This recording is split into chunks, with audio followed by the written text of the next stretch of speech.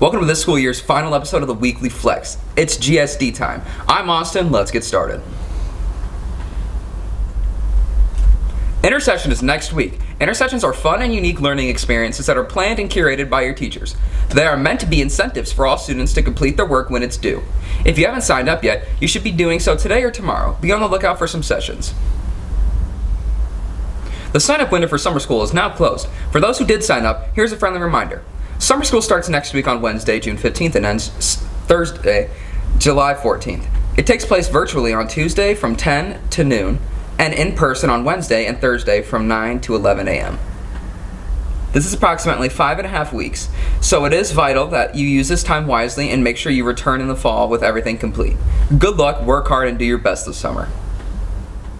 As you might know, seniors have finished the year and graduated June 3rd. Before they left, we asked some of the questions about their experience at Flex Tech and what they would change. Congratulations, class of 2022.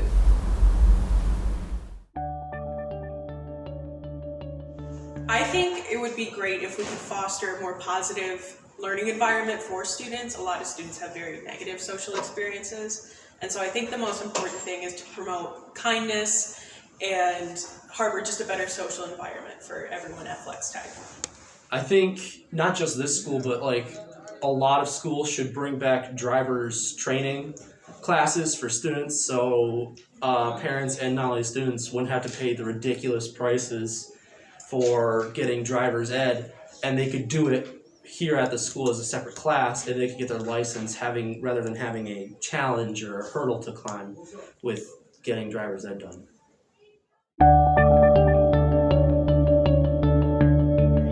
I think the hardest part of my high school experience was COVID. That definitely put a damper on everything for my high school experience. Last year I was not here, I was not in person at all, and so this year has kind of just been catch up. My biggest struggle of high school, I'd have to say, was making friends or getting along with people. Probably the parts of class that weren't overly classy, like the parts where we had project showcase and advisory, parts where we weren't sitting down just listening to a lecture. I would have to say market day, making the chocolate-covered pretzels, chocolate-covered strawberries, and the cookies. That was fun. I would say the easiest part about my high school experience is finding creative solutions to projects for my work. I'd say the easiest part is actually getting to know the teachers and developing a really good relationship with them, because they're really understanding and they're really helpful and willing to help with any questions that you have in terms of just getting assignments done. Yeah. One thing I would change is my participation here in the school. I would have tried to create more afternoon clubs or afternoon events, play video games on a big blocky CRT TV, and people could just hang out and play. That's what I would change about it. If I could change anything, it would probably be getting involved in clubs sooner. I just had a great time connecting with a bunch of different people through clubs, and it's just a lot of fun. I wish I would have known about it sooner.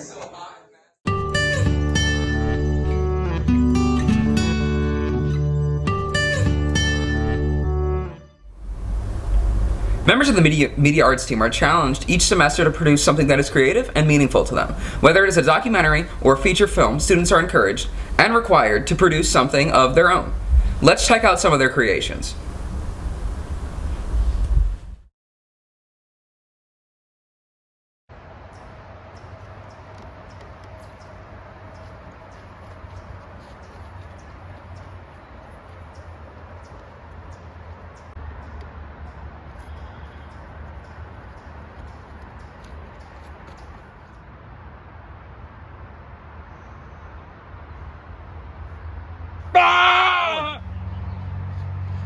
That was a reaction to a tick. About 46% of deer ticks carry Lyme disease. Here are some precautions you can take to prevent getting a tick. After going outside in the woods or even in just your front yard, Check clothing and skin for ticks. The tick has to be attached to you for about at least 36 to 48 hours for the disease to transmit. If you see a tick on your body, first get a pair of tweezers and pinch it at the area closest to your skin and pull. There will be a little bit of resistance, but that's okay. Once the tick is out, squish it, burn it, flush it, and kill it. And look at the area bitten for about 30 days. If a ring pops up around the area, seek medical attention. Thank you for paying attention to this PSA.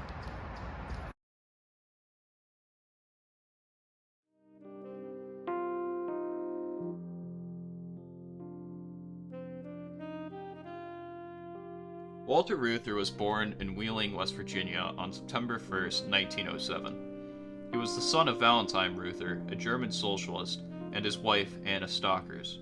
Early in Walter's life, he received an education in socialism and union policies from his father, and a visit to a prison where socialist leader Eugene V. Debs was being held for his resistance to World War I reinforced Walter's beliefs and led him to become a committed Debian socialist. At the age of 16, Walter decided to drop out of high school due to being bored with conventional education. Soon after dropping out, Walter became an apprentice tool and die maker.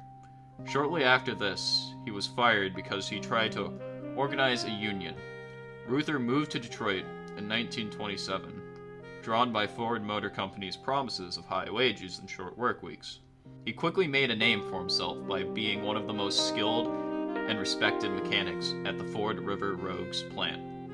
At the age of 22, Reuther earned his high school diploma while working nights at the plant, and after this he began taking classes at the Detroit City College. In 1933, Walter and his brothers took a 9-year national tour of Europe, concluding with a 2-year stay in the Soviet Union. When he returned in 1935, he decided to stay in Detroit.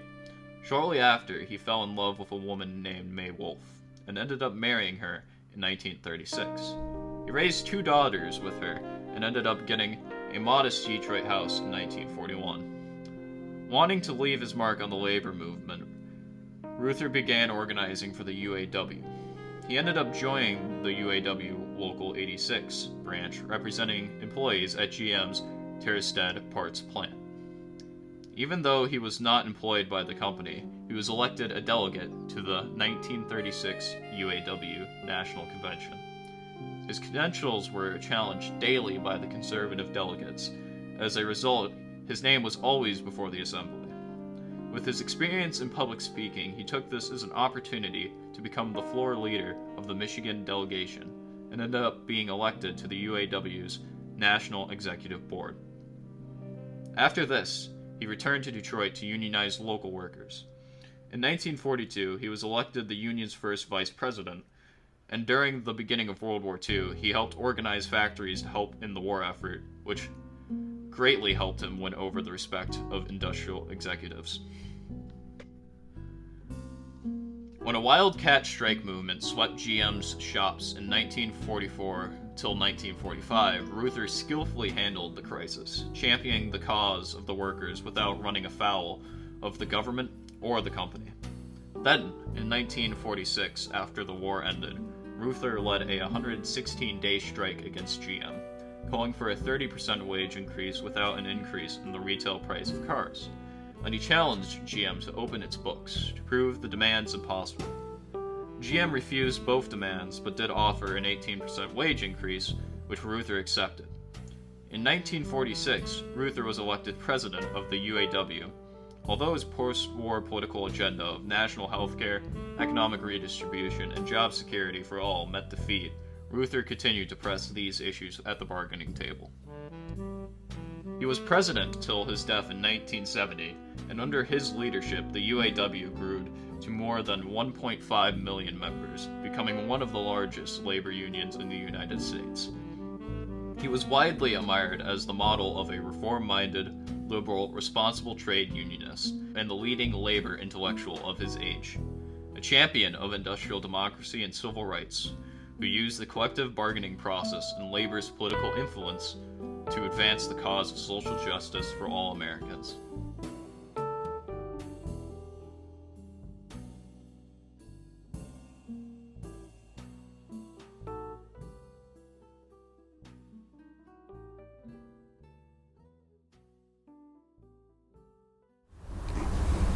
If you've not subscribed to the Flex Tech Media Arts YouTube channel yet, you are missing out on tons of student examples just like this, plus a full archive of past episodes of the Weekly Flex, student film festivals, and more. Go there today and make sure you check out the 2022 Flex Tech Film Festival and the premiere of the sequel to The Ghostbuster Part 2. Holy cow, Flex Tech! We almost made it to the end of the school year, and what a year it has been. Here are a few highlights. Students created clubs, homecoming and prom were a great success, the media arts team raised over $5,000 for sheltered animals, project showcases are back in person, Flex Tech Fun Day, and we welcome new amazing teachers, Miss Gunderson, Miss Doa, Miss Reefer, and Mr. Davis. Let's all finish the year strong. Thanks for watching us this year. I'm Austin. Have a great summer.